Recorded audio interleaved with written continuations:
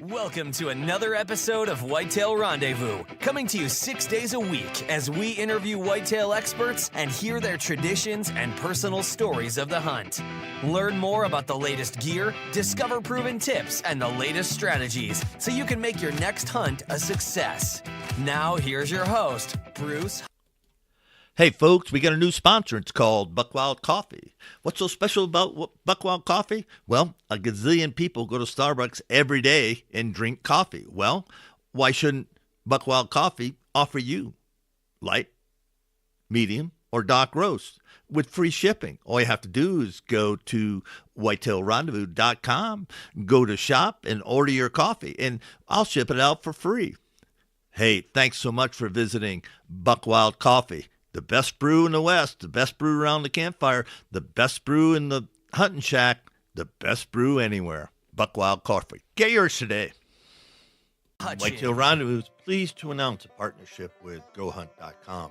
Who's GoHunt.com? Well, if you're a DIY hunter in the western states of the United States, you need the information at GoHunt.com/insider. Why? Because it provides 4,200 profiles. Every unit, every species, and every season. Furthermore, they give in-depth analysis, interactive maps, unit access, and seasonal trends. Draw odds are very important, and they give you the most accurate information in the business. All this is available when you go to gohunt.com/insider. Make sure you use promo code WR when you join Insider. You'll get a $50 gift card for GoHunt.com Gear Shop. All in all, if you're hunting out west, 2018, GoHunt.com Insider is where you need to be to get all the research information. When you use promo code WR, Whitetail Rendezvous receives a small commission from GoHunt.com.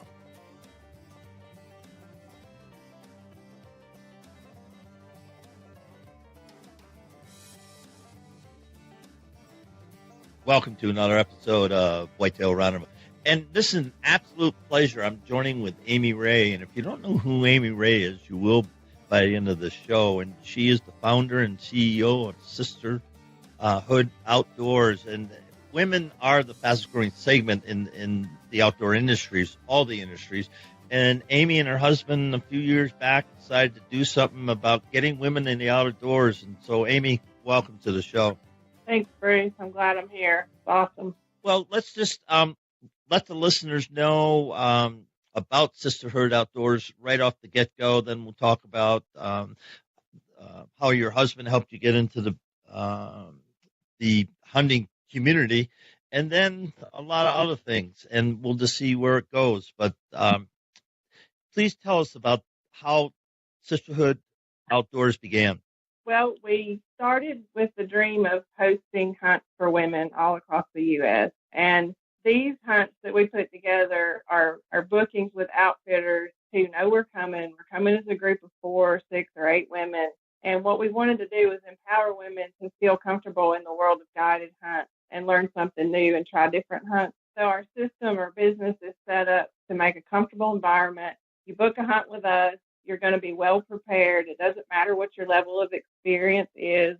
Our girls are going to be there for you from the booking all the way up until you arrive and hunt with you if that's what we need to do. So we just wanted to make sure that women were maybe reaching out to different areas of hunting besides just hunting their own family farm. And 60% of our guests are on their very first guided hunt. And then another 60%, if you look at the statistics from our past guest survey, 60% of them actually book a second guided hunt after they've been with us. So we're really good for outfitters to have us come and visit your place. So if I understand correctly, you have a group open to anybody. Is there any age limits for somebody who wants to say, hey, I want to hunt with you guys? Most of our hunts are 18 and up because we're booking with outfitters that have certain rules of liability insurance, and it's an all-women's hunt. We do take children on hunts with us, mostly when it's just our staff members or the sisterhood hunting. And we host an annual youth hunt every year that we're really proud of because it's for antelope in Wyoming. And we have sponsors and partners that help us pay for 4 young ladies between the ages of 12 and 18 to hunt antelope. And their parents get to come along on the hunt free of charge too. So we have all their expenses covered. And that is just an amazing thing that we get to do. No, what part of Wyoming is that? It's in Gillette, Wyoming. One of our staff members, Shantane's a guide, and she owns her own outfitters business this year called Crazy Horn Outfitters. And it was her dream to put this together last year. And so we attempted it last year for our first ever youth hunt in Wyoming. And the reason we chose the antelope with Shantane, not only because she's really good with the kids and wanted to do it, but if you think about learning to big game hunt, it's different than, say, whitetail hunting in the South where you sit in a stand and you're in a box stand or a ladder stand. This is spot and stalk and kind of running and gunning. And I think antelope's a great first animal to learn how to go after elk later or go after mule deer in the West, because it's a different style of hunting. And it's fun because the children, the girls get to hunt together as a team of 4, and they ride in the car together all day. They're from all over the U.S. They get to know each other. And we let their parents tag along in the car behind them. It's almost like hunting with a paparazzi. But that way, everybody's there. Yeah, it's fun. Everybody's there when the girls, make that shot and harvest their antelope, and then everybody comes in for pictures, and there's high fives all the way around. And the way Champagne gets the girls to see whose turn it is, because you can only hunt 2 girls per guide in Wyoming at a time, so they have to take turns. And they do rock, paper, scissors to see who gets to shoot first. But this year, our partners are Rocky Mountain Elk Foundation. They give us a grant from the Georgia chapter, and that helps pay for hotels and meals for the families. And we're also having Pass It On Outdoor Mentors just partnering with us to send one of their girls from Kansas with a mentor out of their organization. So we're really excited about having them there this year. Well, I'm going to find out what the date is after the show, because I could run up there and we could do a podcast right from the cabin or the lodge or the bunkhouse or whatever. It starts That'd be fun. October 25th through the 29th in Gillette, or actually we're in the Wright, Wyoming, just outside of Gillette. Sure. Kind of Powder River country. It's Area 23. It's really all around Gillette. You're not too far from town. You're hunting these antelopes. Well, that's great. And and you're spot on with one of the easiest big game animals to start to hunt is antelope, and they're just spot and stalk, and it's just fun. It's a great hunt, and you see a lot of game, and it's just a great hunt. Well, good for you on that. And folks, if somebody's interested in supporting Sisterhood Outdoors, you mentioned Pass It On, you mentioned the Rocky Mountain Elk Foundation. How would they get a hold of you and said, hey, I got a couple bucks and I'd like to sponsor a girl, or a girl in the family? How would they do that? We're always welcoming partners for our youth hunt, and partners to scholarship. Any ladies we can scholarship on hunts is awesome. They just need to email us at info@sisterhoodoutdoors.com or call me. My number's on the website. If you dial the phone number on sisterhoodoutdoors.com, you're going to get me. All right. So, hey, folks, just think about that, because to get geared up to go hunting is expensive. And we all know that. And one thing that in talking with Amy, you don't have to worry about, I don't have, X gear. And let's talk about that right now. So a lady says, boy, I'm really interested, but 1, I'm a newbie. 2, I don't have any gear. How does that work? Well, most of our hunts are booked with one of our staff members actually going on the hunt. We call them our host of the hunt, because our hunts are more like events. And once you contact the host and you've booked, now you have not only myself, but the host staff member who's an expert there for you to guide you and help you. And so when we even share our guns all the time, we have extra shotguns, extra rifles, extra bows. Although bow hunting, you got to have time to sight in and check draw lengths, and it's a little more in depth, but we'll take the time to help you if we can. And sometimes a girl may not want to fly with a rifle to a hunt out west per se, and I'll be like, well, don't fly with a rifle, you can shoot mine. But we want them to be comfortable. We want them to be feel welcomed and not feel intimidated by what's about to happen when you get there. And there's no dumb questions. We answer all kinds of questions all year long on all these hunts, and it just gets them more prepared. And we do a lot of past guest surveys, and one of the things that is a repeating sentence in all of their remarks is, "Thank you for preparing me. I felt well prepared." And that's what the sisterhood does the best. And that comes right into the mentorship where you've got it set up that it's a one-on-one relationship for any lady to join you. And you also said you do fishing, and it's not just hunting, it's, adventures, it's also fishing adventures. So same thing holds true if somebody hasn't ever gone out and, caught some fish offshore. That's true. And we have a new thing on our website. If you click on the About Us, you'll see a map of the United States, and there's little targets on each state. If you scroll over that target, you will find the email of one of my staff members. If you click on it, their bio will show up. We call it our Click to Connect map. So basically, we're not only available through Facebook and we have a private Facebook page called the Sisterhood of the Outdoor Girls, and you have to be asked for permission or be invited to that page because we've created a place, and a lot of other organizations do this, but it's a place where you can ask questions, share pictures, and share success. And there's over 1,200 women across the U.S. on that page. So we spend a lot of time not only working with our hunters and our guests, but also through our social media accounts and making sure that we have access to people on our staff to be there for everyone. So the Click to Connect map and being a mentor online is just as important as taking someone hunting or being there for them to walk them through their first hunt. So, folks, if you haven't figured out, Amy Ray's got this down. And so there should be no hesitant if you're even having an inkling saying, boy, I'd like to, join the gals on a hunt or fishing outing or some sort of outdoor adventure. They're organized and they're just waiting for you to raise your hand and say, hey, let's start a conversation and let's start talking about it. So you said in the history, I think you bought the company from another entity, and then what happened? We ran it as Spades, Bulls, and Broadheads for a year and booked some of our hunts are annual events. We just sell them out every year at the same outfitter. It's so great. We keep going back. And then we added some more hunts and we sold all those out.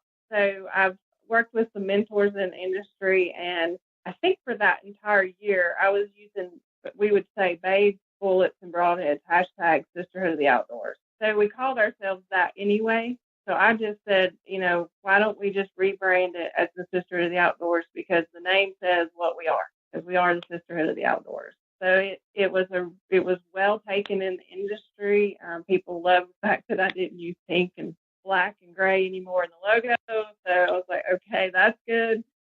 Because sometimes those things matter. If you want to build a company and take it to the next level, you have to be, broadly accepted and maybe appealing, have an appealing brand. And we worked hard on that.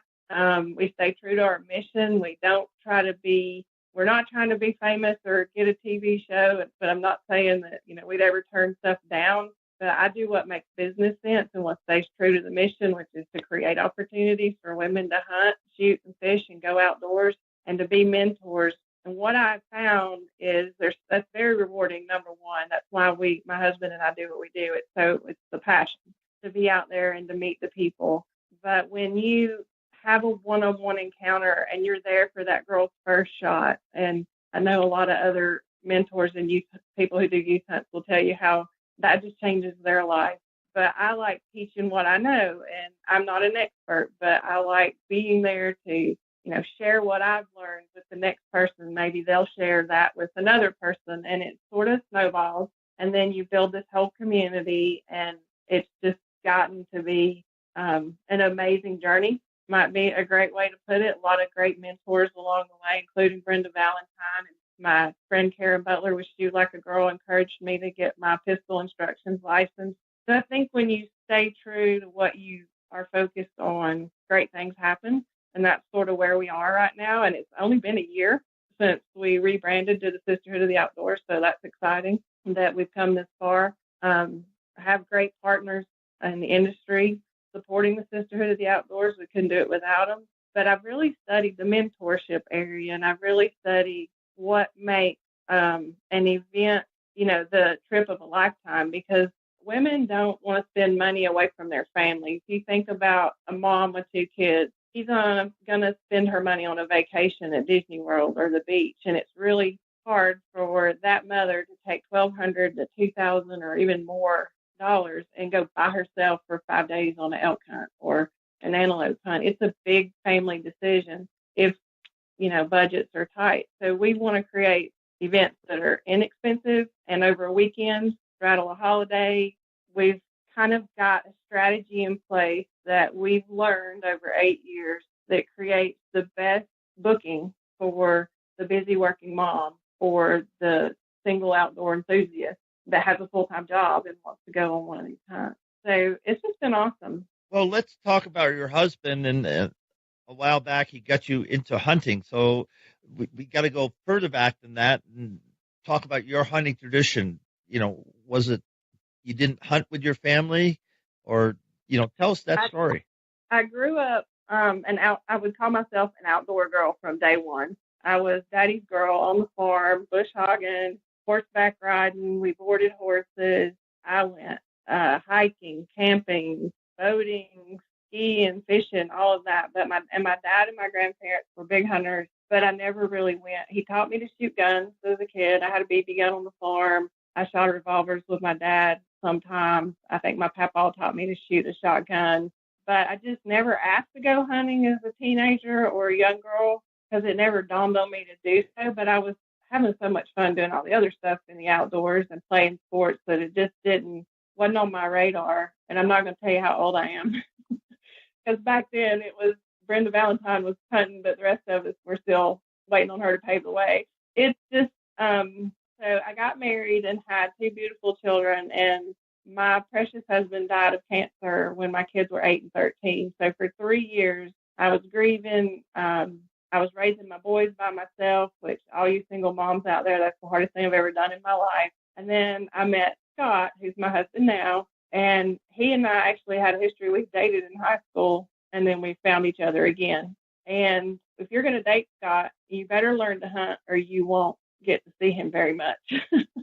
So I went to deer camp with him for the first time. He's been in the same deer camp for 35 years in South Georgia with his dad, and it's a big part of his life. So I went to deer camp, and the first few times it was just to spend the weekend and hang out in the old rusty campers and see what it was all about.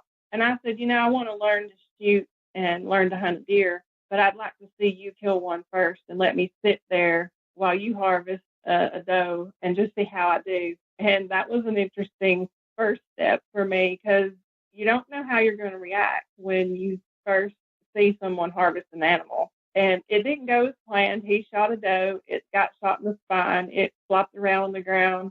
He had to go make a kill shot on it. I'm sitting in the box stand kind of freaking out. But he got, took care of business, made a humane shot. We harvested the doe. We put it in our freezer. And I loved deer meat because I grew up eating it. Always had wild game and just never harvested it myself.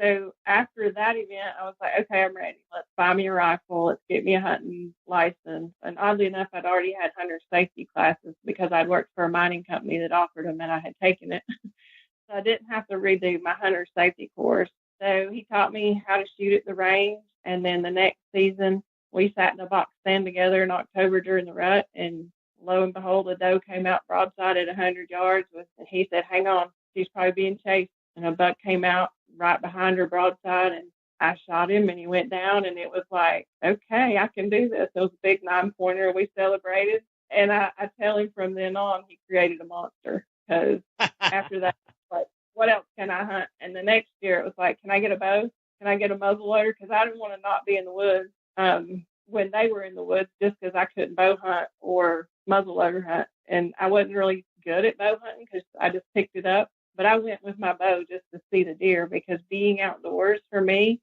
was a challenge. It was the first time I ever sat still and was quiet with myself, which I found very cathartic. Meditative, healing is another word I like to use. And boy, did we spend some money at the sporting goods stores because then my boys got into it and everybody got a rifle, everybody got a shotgun.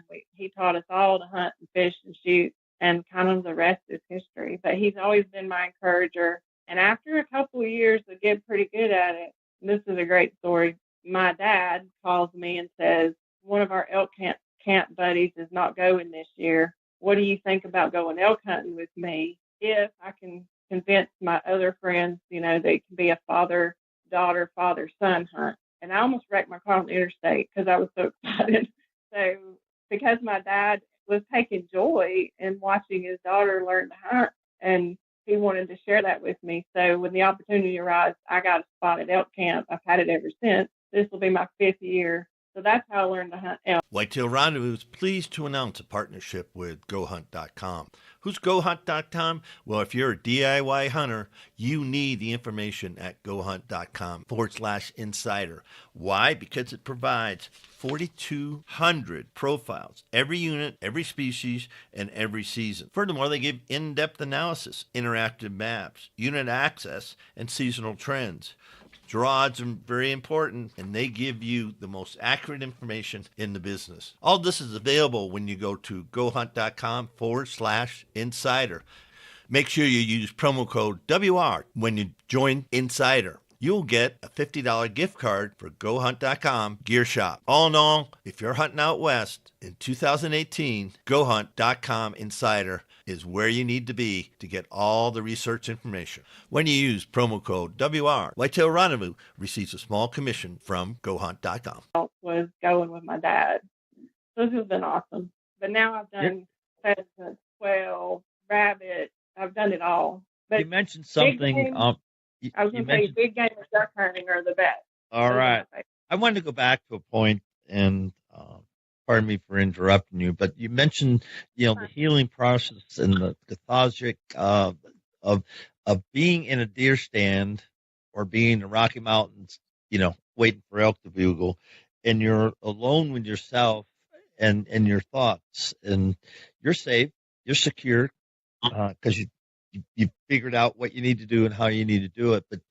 But a lot of people never put themselves in that place, and that's one thing that hunting allows people to do. Yes, you can do the same thing if you fish and hike, but being outdoors, I guess that's the central theme that allows you to get with yourself and kind of figure stuff out. And you were so honest and open.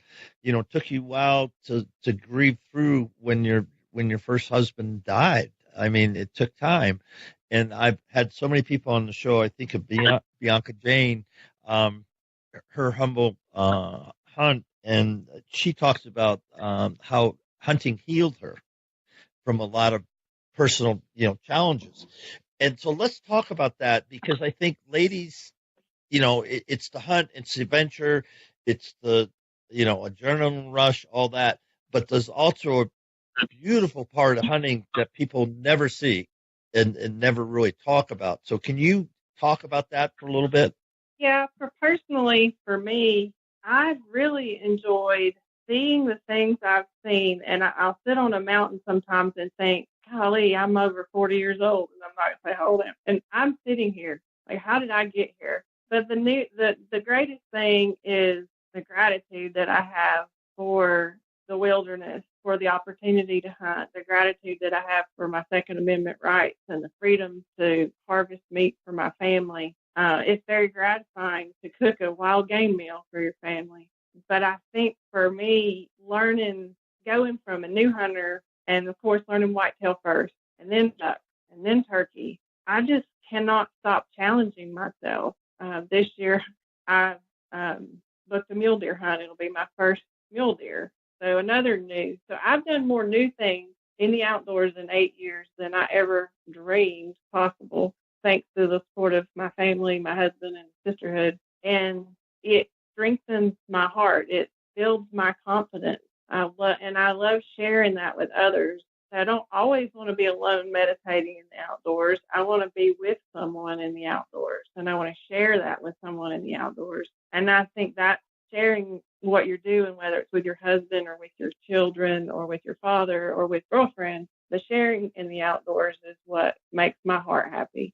But you just have to do it. And I want new women and men and children to learn to do that. It's sad to me that I didn't get here sooner. I wish I had learned what I know now, earlier. So it's just a journey. I think that's the way I like to look at it. And God's put people in my life for a reason. There's been some great mentors along the way. I've met some incredible women on these hunts. I meet girls who their girlfriend, they had a boyfriend, taught them how to hunt. They hunted together and they broke up, and they'll call me and say, well, I'm single and my boyfriend taught me to hunt. Now I don't have anywhere to hunt. I didn't get the land in the breakup. So I want to go on a sisterhood hunt. Or I've met other widows who found that they needed to learn to hunt or wanted to harvest their own meat. I've taken breast cancer survivors hunting who are really, really into sustainable foods and eating healthy, so they want to deer hunt. So for me, it's the journey in the people, not just the wilderness. You mentioned something, and this is a good segue right now. I try to ask everybody, today is July 17th, 2018. So 5 years ago, so 2013, same date, what do you wish you knew about hunting that you know now?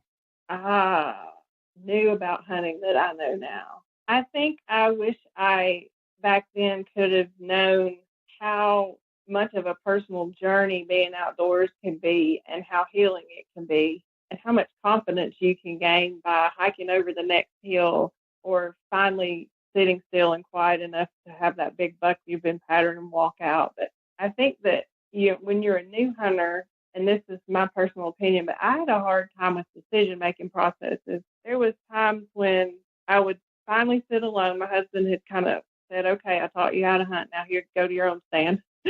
And, a deer would walk out, and I'll be like, do I shoot it now, or do I wait on a bigger one? Or do I take a doe today, or do I wait till later in the season? Or is this going to be the only deer I see, or should I, and so you play a lot of mind games. And so it's 2 or 3 years into learning to hunt before you become a good decision maker with wildlife management, your goals on your land. Maybe not, if you wait too long, you'll, miss that shot on the buck because he's out of there as soon as he smells you. So all of those things that I've learned along the way, that you don't get a manual when you join the outdoor world. And I think those are things you learn when you go by yourself and you learn on your own land. It's easy to go to a guide and have them put you in a stand that they have done all the homework on, and they've got the trail camera and they know the pattern and they know the deer. So they're putting your client there. But that's different than the everyday hunter who's on their own land learning and trying to figure out ways to improve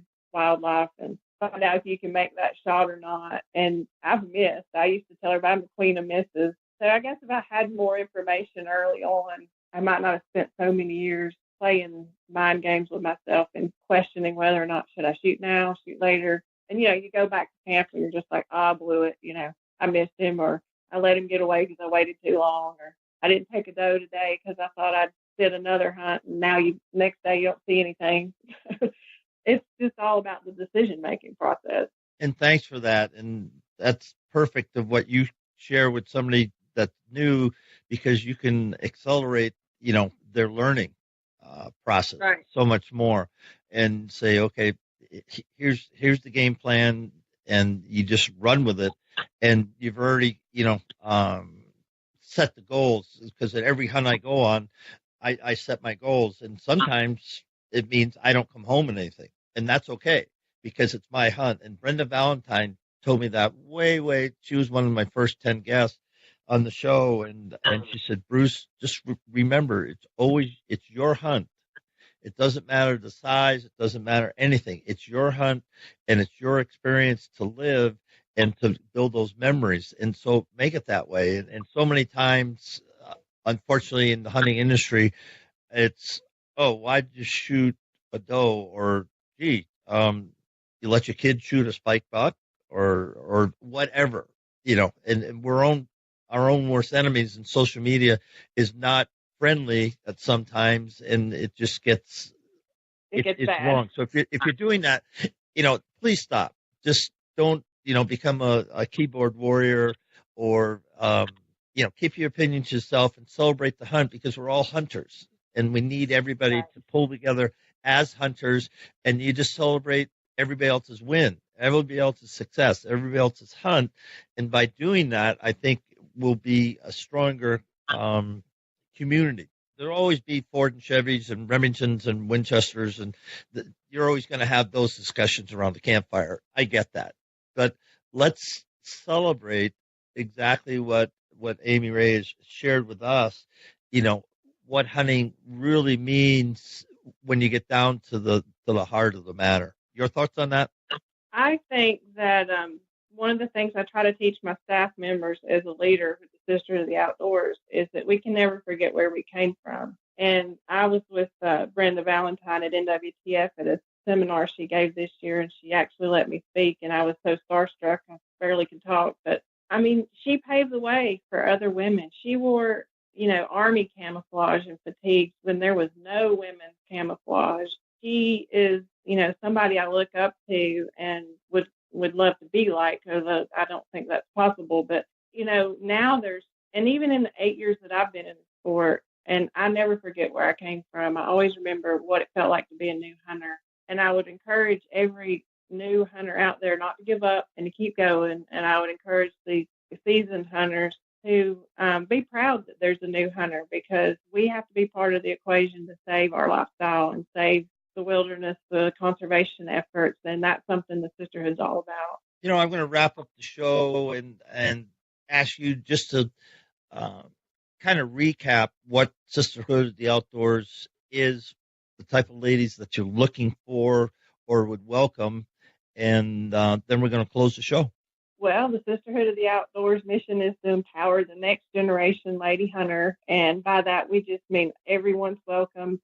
We want you to book our hunts with us. Our number one business model is to create these hunting events for women across the U.S., and we hope you'll go online, look at our website where it says schedule a hunt, and you can see our listing. If you want to join the membership program, we can share partner discounts with you. You'll get early reservations, early bookings, and sometimes we do members only hunts. A lot of our outfitters have been wonderful to us over the years, and sometimes they'll call me with open dates or cancellations, so we always pass those on to our members. And don't forget that if you need a mentor in the outdoor, we have our Click to Connect map, and our ladies, our field staff, who are just the best team in the industry. I couldn't say enough about the team that we've formed. Like I said, credentials, they're instructors, they're calling, champion callers, they're guides, they're outfitters. These women really know what they're doing and contribute to the sisterhood greatly. And we would just, if you're interested in field staff, every now and then we'll do some online applications. But most of my field staff are on staff because I've met them in person. I've vetted them through a process, and they had credentials to make the team. So even though, some people say, oh, field staff's a diluted thing, it's not with the Sisterhood of the Outdoors. These women have a job to do, and it's to take new hunters hunting and to mentor women in the outdoors, and that's what they do best. Well, with that, Amy Ray, thank you for being a guest on Whitetail Rendezvous. And thank you. We got thousands of people that are going to hear this, this podcast. And again, tell them how to reach out and get involved with Sisterhood the Outdoors. Yeah, the web address is www.sisterhoodoutdoors.com. There's an information email that's info@sisterhoodoutdoors.com. We're on Instagram, Sisterhood of the Outdoors. We're on Facebook, Sisterhood Outdoors Incorporated.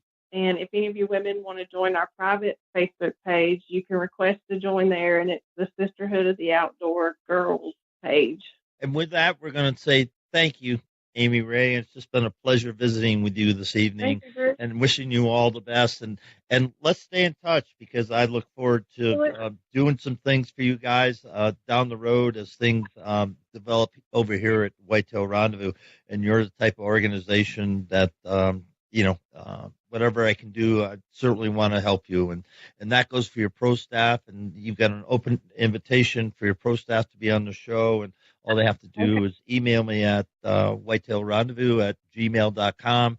Or if they have questions, sometimes people have questions. I've been at the game for a while. I know you have a lot of people that have supported you.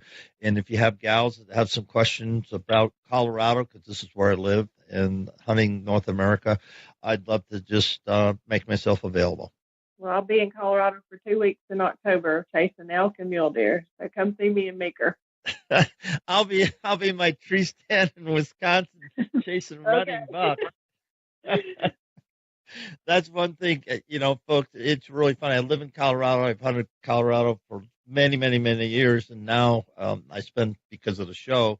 I typically hunt multiple states and spend a lot of time in a tree stand. And I elk hunt now. I hunt, just the archery season because that's in September, and then the rest of it I really don't hunt until the January, the late season hunts with my grandkids. So, having said that, it's just been great, Amy Ray, and I just keep up the great work because you are a champion and you are somebody that's making a difference in the lives of hundreds of women. So thank you for that. Thank you.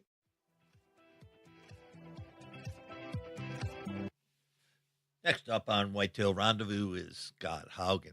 I've met Scott. Well, actually, I didn't meet him. I missed him by a week coming into a camp in Wyoming, and he had just left, and I had just come on board. So we've been friends ever since.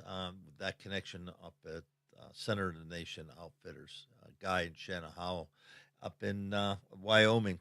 But having said all that, Scott Haugen needs no introduction. He's an icon in the industry. He's been seen on TV multiple times. His wife, Tiffany, has coffee books, and he understands the rigors of the hunt throughout the world. And I'm just excited to have Scott take a moment out of his very busy schedule to spend with us at Whitetail Rendezvous. Sit back, listen to Scott Haugen because he has some tips if you're looking for a career in the outdoor industry. He has some tips if you're hunting abroad. He has some tips if you're just planning on hunting the back 40. Scott Haugen coming up. Hey, folks, we got a new sponsor. It's called Buckwild Coffee. What's so special about Buckwild Coffee? Well, a gazillion people go to Starbucks every day and drink coffee. Well, why shouldn't Buckwild Coffee offer you light, medium, or dark roast with free shipping? All you have to do is go to whitetailrendezvous.com. Hey, folks, we got a new sponsor. It's called Buckwild Coffee. What's so special about Buckwild Coffee? Well, a gazillion people go to Starbucks every day and drink coffee. Well, why shouldn't Buckwild Coffee offer you light, medium, or dark roast with free shipping? All you have to do is go to whitetailrendezvous.com, go to shop, and order your coffee, and I'll ship it out for free. Hey, thanks so much for visiting Buckwild Coffee. The best brew in the West, the best brew around the campfire, the best brew in the hunting shack, the best brew anywhere. Buckwild Coffee. Get yours today. Go to shop and order your coffee, and I'll ship it out for free. Thanks for joining us. Be sure to tune in tomorrow for another episode of Whitetail Rendezvous, where you can listen and learn from the experts so you can be more successful on your next hunt. Until next time, listen, learn, and succeed.